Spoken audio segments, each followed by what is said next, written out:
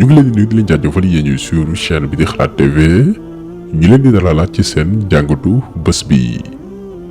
tey dañuy ñëw ci vidéo bu gàtt boo xam ne jàpp nañ ni dina amal solo lool ñi ñuy woowee les primo votants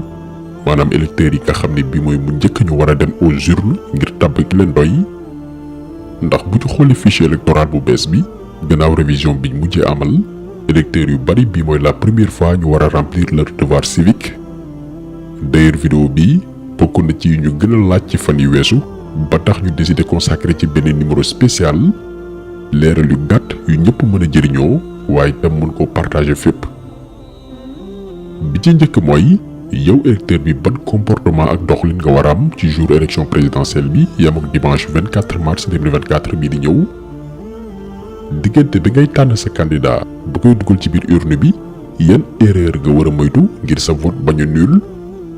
ndax ñu bari yàgg nañoo voté di jàpp ni lépp jaar na yoon fekk def nañ benn njuumte bi taxoon ñu déclaré seen vote bulletin nul. mooy waral bu ñu joxe résultat élection yi ngeen dégg ñu naan nombre de votants ak nombre de bulletins nuls. bulletin nul yooyu mooy ñi nga xam ni seen vote baaxul. loolee nag nuñ koy moytoo ci poñ yooyu la ñuy ñëw compliqué wul ñu dem étape par étape ngir ku nekk ci ñun jour vote bi gannaaw boo defee sa tànneef nga ànd ci xel mu dal.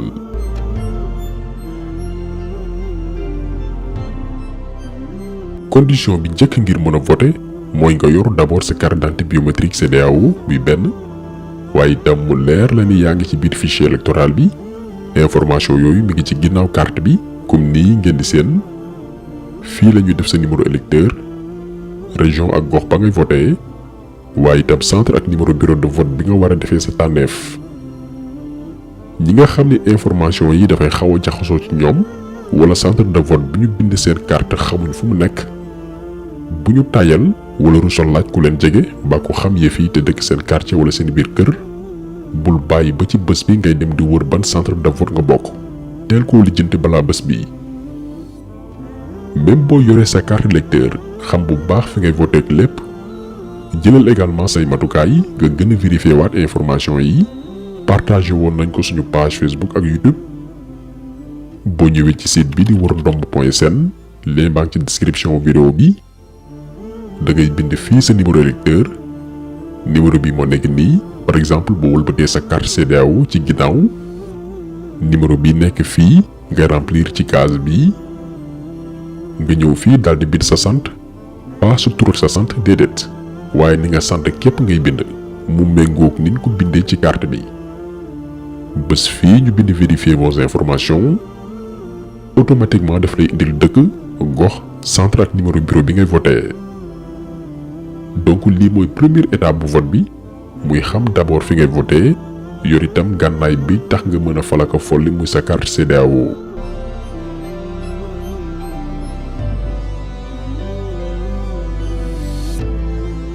buñ ci noppee ñëw ci ban comportement laa war am man électeur bi ci jour élection bi di leeral foofu ne campagne yeeg propagande bi ak wane ni fii laa bokk loolu ci quartier yeeg kër yi la yam. jour élection bi ci bërëb ba nga war a voté ji dañ fay aay lépp luy mandargaal sa pied ci wàllu politique. parce que code électoral bi maanaam charte yi nga xam ni moo tënkaana bi ñu war a demee ci ay élection moo ne ci article L76 le scrutin est secret.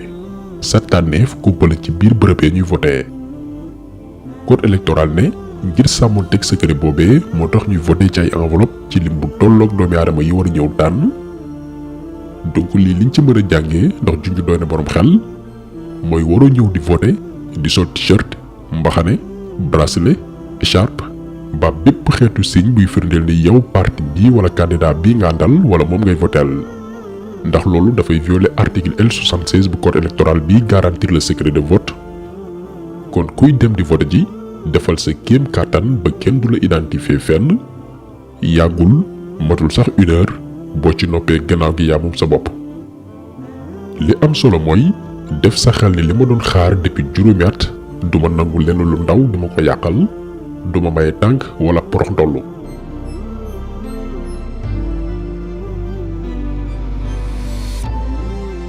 ci jour vote bi nag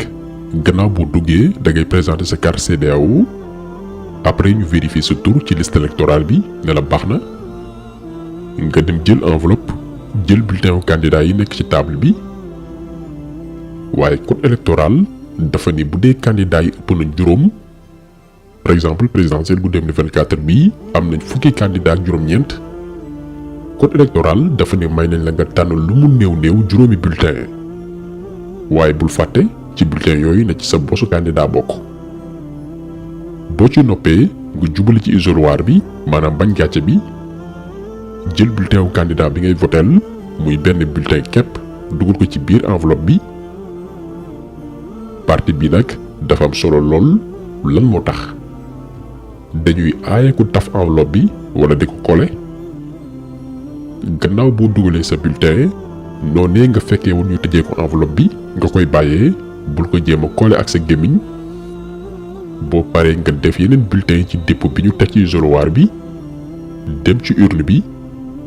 président bureau de vote bi mën naa sax vérifier ba xam benn enveloppe képp nga yor boo ci noppee nga dugal enveloppe bi ci biir urne bi léegi voté nga ba noppi lépp jaar na yoon macha allah mu des nag la ñuy wooye les preuves de vote maanaam liy mandargaale remplir nga sa devoir civique da ngay dugal sa benn baaraam ci encre bi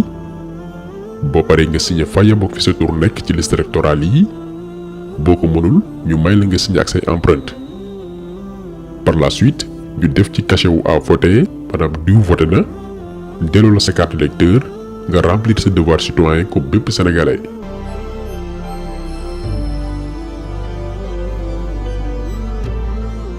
électeurs yi nga xam ne nag dañu nekk ci situation wu handicap code électoral bu Sénégal may na leen ñetti possibilité boo demee ci article L80 bu dee da nga am jafe-jafe ngir dem ci sa bureau de vote mën ngaa sàkku ci alkaati yi sécuriser élection yi ñu gunge la ba fa ngay voté wala nga tànn beneen doomi aadama bu la neex wa ilaa bu fekkee ni bureau de vote bi nga war a voté dafa féetee foo xam ne mayu la ngir nga mën faa dugg wala bokk ci ay conditions yu métti lay doon bu la neexee nga tànn beneen bureau de vote ci biir centre bi ngay voté te mu gën a yomb ci yow gën a accessible ngir mën faa defee sa tànneef lii code électoral bu Sénégal moo ko maye ci article L80 ba tey bu dee mënoo tànnal sa bopp bulletin de vote yi dugal ko ci enveloppe beeg lépp bu la neexee nga tànn ko wóolu mu ànd ak yow defal la ko wala kenn ci membre bureau de vote yi donc lii moo newoon ci lu gàtt lu ñu bëggoon tënk ci naka la ñuy voté en tout cas li ci ëpp solo bokk ñu leen di gërëm di leen jaajëfal di leen di rajo incha allah bi dañu yoon ci beneen jàngat jaa ngeen jëf.